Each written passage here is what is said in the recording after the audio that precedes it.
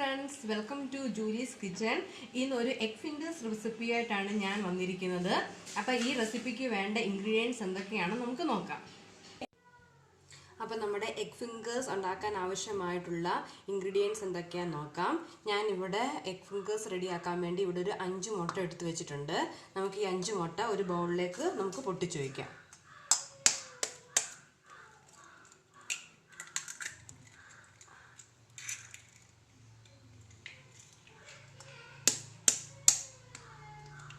ഓരോ മുട്ടയും നമുക്ക് പൊട്ടിച്ചൊന്ന് വയ്ക്കാം.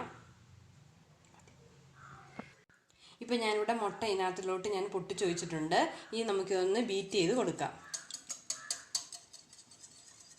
നമുക്കിതൊന്ന് പതുക്കെ ഒന്ന് ബീറ്റ് ചെയ്ത് കൊടുക്കാം.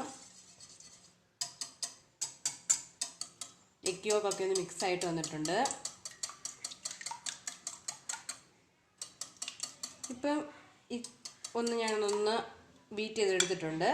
ഇനി കുറച്ച് നമ്മുടെ ആവശ്യത്തിനനുസരിച്ച് പെപ്പർ പൗഡറും സോൾട്ടും നമുക്കൊന്ന് ആഡ് ചെയ്ത് കൊടുക്കാം.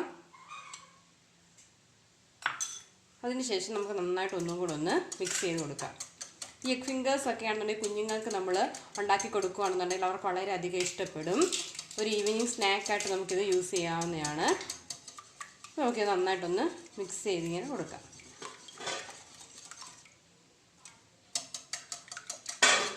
ഇപ്പം ഞാൻ നന്നായിട്ട് ഇത് മിക്സ് ചെയ്തിട്ടുണ്ട്.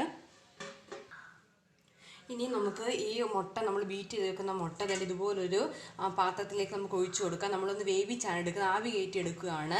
അപ്പം ഞാൻ ഈ ഒരു പാത്രത്തിലേക്ക്, നിങ്ങൾക്ക് ഇഷ്ടമുള്ള പാത്രം എടുക്കാം. ഞാൻ തന്നെ ഇതുപോലൊരു സ്റ്റീൽ പാത്രമാണ് എടുത്തിരിക്കുന്നത്. ഈ പാത്രത്തിലേക്ക് ഞാൻ ഓയിൽ അപ്ലൈ ചെയ്ത് കൊടുത്തിട്ടുണ്ട്. അതിനുശേഷം നമുക്കിതൊന്ന് ഇതിലേക്ക് നമുക്ക് ഒഴിച്ചു കൊടുക്കാം.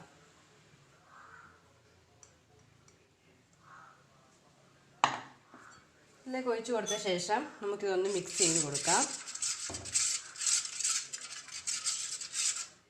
അപ്പോൾ നമ്മുടെ ഈ പെപ്പറും സോൾട്ടും ഒക്കെ എല്ലാം മിക്സായിട്ട് കിട്ടും. അതിനുശേഷം ഇനി നമുക്കിതൊന്ന് ആവിയിൽ വേവിച്ചെടുക്കാം. ഇപ്പം ഞാൻ എൻ്റെ ഇഡ്ഡലി തട്ടിൽ ഞാനിത് വേവിക്കാൻ വേണ്ടി വെച്ചിട്ടുണ്ട്. നമുക്കൊരു ഏകദേശം ഒരു 30 മിനിറ്റോളം, ഒരു 20-30 മിനിറ്റോളം നമുക്ക് ഇത് വേവിച്ചെടുക്കാം. നമുക്കിത് ആദ്യം ഒന്ന് വേവിച്ചെടുക്കാം. അങ്ങനെ ഒരു ഏകദേശം 20-25 മിനിറ്റായി നമ്മുടെ ഇത് റെഡി ആയിട്ടുണ്ടെന്ന് തോന്നുന്നു. നമുക്കൊന്ന് നോക്കിയാലോ? നമുക്കൊന്ന് നോക്കാം. ഇതുപോലെ ഞാനൊരു അടപ്പിട്ട് ഞാൻ അടച്ചു വെച്ചായിരുന്നു. കാരണം ഇതിൽ തിളക്കുന്ന സമയത്ത് വെള്ളമൊക്കെ വീഴാതിരിക്കാൻ വേണ്ടിയാണ്. അപ്പം നിങ്ങളും ചെയ്യുമ്പോൾ ഇതുപോലൊരു എന്തെങ്കിലും ലിഡിട്ട് നിങ്ങൾ അടയ്ക്കാൻ മറക്കരുത്. ഇപ്പം എന്തുണ്ട്, നമ്മളുടെ ഇത് നന്നായിട്ട് വെന്ത് കിട്ടിയിട്ടുണ്ട്. മതി, നമുക്ക് ഫ്ലെയിം ഓഫ് ചെയ്യാം. അപ്പം നമ്മുടെ ഈ വേവിച്ച് വെച്ചിരിക്കുന്ന ഈ മുട്ട നമുക്കൊന്ന് കട്ട് ചെയ്ത് കൊടുക്കാം. നിങ്ങൾക്ക് ഇഷ്ടമുള്ള ഷേപ്പിലൊക്കെ കട്ട് ചെയ്ത് കൊടുക്കാം.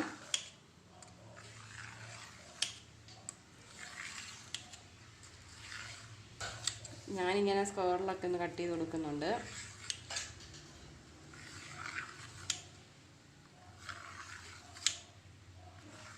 എന്നിട്ട് ഇത് കട്ട് ചെയ്തിട്ട് നമുക്കൊരു പാത്രത്തിലേക്ക് നമുക്ക് മാറ്റാം. ഇപ്പം നമ്മുടെ ഈ മുട്ട ഞാൻ കട്ട് ചെയ്ത് വെച്ചിട്ടുണ്ട്. ഇനി നമുക്ക് ഇതിൻ്റെ കോട്ടിംഗ് മിക്സ് തയ്യാറാക്കാം. അതിന് ഞാനിവിടെ ഒരു 2 ടേബിൾ സ്പൂണോളം മൈദാപ്പൊടി എടുത്തു വെച്ചിട്ടുണ്ട്. ഇനി അടുത്ത് നമുക്ക് ഒരു ടേബിൾ സ്പൂൺ കോൺഫ്ലോർ മിക്സ് എടുക്കാം. അതിനുശേഷം കുറച്ച് കുരുമുളക് പൊടി, കുറച്ച് പെപ്പർ, കുറച്ച് സോൾട്ട് ആഡ് ചെയ്ത് കൊടുക്കാം. അതിനുശേഷം നമുക്ക് കുറച്ച് ബ്രെഡ് ക്രംസ് ഇതിലേക്ക് ആഡ് ചെയ്യാം. ഒരു 2-2.5 ടേബിൾ സ്പൂണോളം ബ്രെഡ് ക്രംസ് ഞാൻ ആഡ് ചെയ്ത് വെച്ചിട്ടുണ്ട്. അതിനുശേഷം നമുക്കിതൊന്ന് നന്നായിട്ട് മിക്സ് ചെയ്യാം. ഇപ്പോൾ ഇത് മിക്സ് ചെയ്തിട്ട് കുറച്ച് വെള്ളം നമുക്ക് ആഡ് ചെയ്ത് കൊടുക്കാം. ഒത്തിരി അങ്ങ് ലൂസ് ആവണ്ട, എന്നാൽ ഒത്തിരി അങ്ങ് തിക്കും ആവരുത്. ആ ഒരു കൺസിസ്റ്റൻസിയിൽ വേണം നമുക്ക് എടുക്കാൻ.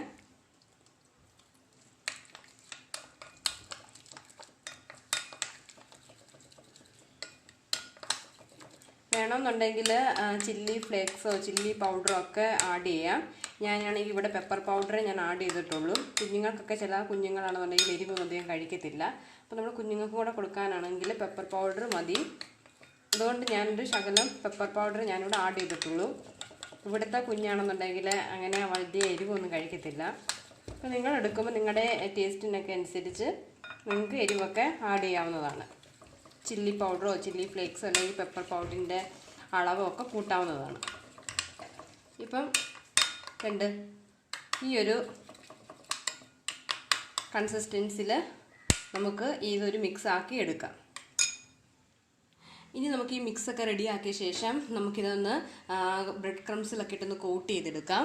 അപ്പോൾ ഞാനിത് ഓരോ മുട്ട എടുത്ത് ആദ്യമേ നമ്മുടെ ഈ മിക്സിൽ ഒന്ന് ഇട്ട് അതിനുശേഷം നമ്മുടെ ഈ ബ്രെഡ് ക്രംസിലേക്കൊന്ന് ഇട്ട് നന്നായിട്ടൊന്ന് കോട്ടായ ശേഷം നമുക്കൊരു പാത്രത്തിലേക്ക് മാറ്റി വെക്കാം.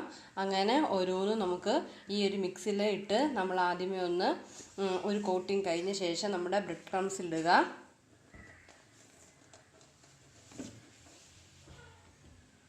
അതിനുശേഷം നമുക്ക് മാറ്റുക. അപ്പോൾ ഞാനിത് ഫുള്ള് കോട്ട് ചെയ്ത് വെച്ചിട്ടുണ്ട്. ഇനി നമുക്ക് പാനിലാണെങ്കിൽ പാനിൽ എണ്ണ ചൂടാക്കിയിട്ട് ഇതൊന്ന് ഫ്രൈ ചെയ്തെടുക്കാം. ഇപ്പോൾ ഞാൻ ഫ്ലെയിം ഓൺ ആക്കി ഞാൻ നോൺ സ്റ്റിക്കിൻ്റെ ഒരു പാനോട് വെച്ചിട്ടുണ്ട്. ഓയിൽ ഒഴിച്ച് കൊടുത്തിട്ടുണ്ട്. ഇപ്പോൾ ഈ ഓയിലൊന്ന് ചൂടായി വന്നിട്ടുണ്ട്. അതിനുശേഷം നമ്മുടെ ഈ എഗ് ഫിംഗേഴ്സ് നമുക്ക് ഓരോന്നായിട്ട് ഈ ഓയിലിലേക്ക് ഇട്ട് കൊടുക്കാം.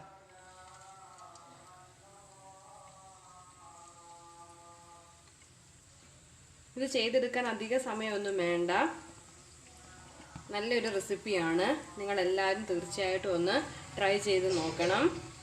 ഇപ്പോൾ സ്കൂളിലൊക്കെ കുഞ്ഞുങ്ങൾ പോകാൻ ടൈം ആകുമ്പം സ്കൂൾ വിട്ട് വരുമ്പം അവർക്ക് കൊടുക്കാൻ പറ്റുന്ന ഒരു നല്ലൊരു റെസിപ്പിയാണ്. അപ്പം നമുക്ക് ഇത് കുറച്ചിട്ട് കൊടുത്തിട്ടുണ്ട്. ഇതിനെ നന്നായിട്ടൊന്ന് ഫ്രൈ ആയിട്ട് വരട്ടെ. ഇപ്പം നമ്മുടെ എഗ് ഫിംഗേഴ്സിൻ്റെ ഒരു സൈഡ് നമുക്ക് ഫ്രൈ ആയി കിട്ടിയിട്ടുണ്ട്. ഇനി നമുക്കിതൊന്ന് തിരിച്ചിട്ട് കൊടുക്കാം.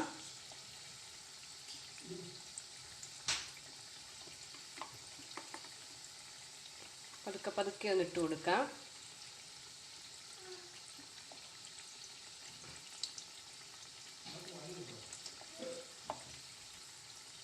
സൂക്ഷിച്ചിട്ട് കൊടുത്തില്ലെങ്കിൽ ഇത് ഒന്ന് പൊട്ടി വരാൻ ചാൻസ് ഉണ്ട്. അതുകൊണ്ട് നിങ്ങൾ സൂക്ഷിച്ച് ഒന്ന് ഇട്ട് കൊടുക്കുക. അപ്പോൾ നമ്മുടെ എഗ് ഫിംഗേഴ്സ് ഈ രണ്ട് സൈഡ് നല്ല ബ്രൗൺ ഷെയ്ഡായിട്ടുണ്ട്. ഇനി നമുക്ക് ഒരു പ്ലേറ്റിലേക്ക് ഇത് മാറ്റി കൊടുക്കാം.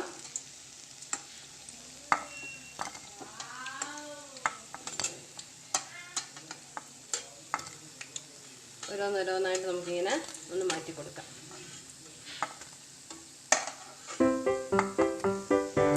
ഇത് നമുക്ക് മാറ്റിയ ശേഷം നമ്മൾ മാറ്റി വെച്ചിരിക്കുന്ന നമ്മുടെ അടുത്ത എഗ് ഫിംഗേഴ്സ് നമുക്ക് ഇതിലേക്ക് ഇട്ട് കൊടുക്കാം.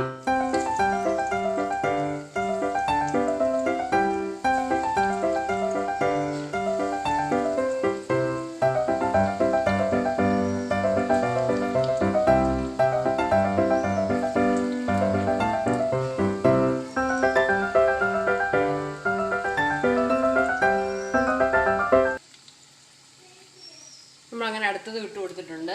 ഇനി നമുക്ക് ഇതൊന്ന് ഫ്രൈ ആകുന്ന വരെ നമുക്കൊന്ന് വെയിറ്റ് ചെയ്യാം. അങ്ങനെ നമ്മുടെ അടുത്ത എഗ് ഫിംഗേഴ്സും ഇവിടെ റെഡി ആയിട്ടുണ്ട്. ഇത് നമുക്കൊന്ന് പ്ലേറ്റിലേക്ക് നമുക്ക് മാറ്റി കൊടുക്കാം.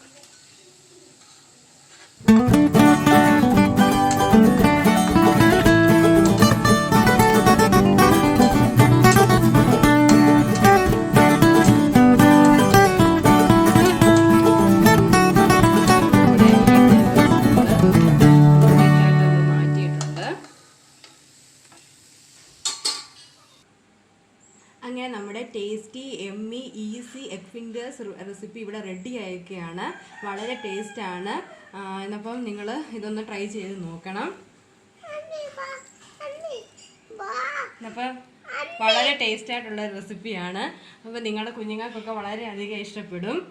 അപ്പോൾ നിങ്ങളെല്ലാവരും ഇതൊന്ന് ട്രൈ ചെയ്ത് നോക്കണം. എൻ്റെ ഈ ഒരു വീഡിയോ ഇഷ്ടപ്പെടുകയാണെന്നുണ്ടെങ്കിൽ എൻ്റെ ഈ ചാനൽ സബ്സ്ക്രൈബ് ചെയ്യാൻ മറക്കരുത്. സബ്സ്ക്രൈബ് ചെയ്താൽ മാത്രം പോലെ ലൈക്കും ചെയ്യണം, ഷെയറും ചെയ്യണം.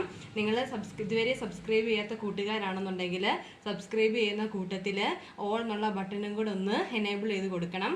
അപ്പോൾ എൻ്റെ എല്ലാ വീഡിയോസും നിങ്ങൾക്ക് നോട്ടിഫിക്കേഷനായിട്ട് കിട്ടുന്നതാണ്. അപ്പോൾ ഇനിയും എൻ്റെ ഒരു പുതിയൊരു റെസിപ്പിയുമായിട്ട് വരുന്നത് വരെ take care, stay home, stay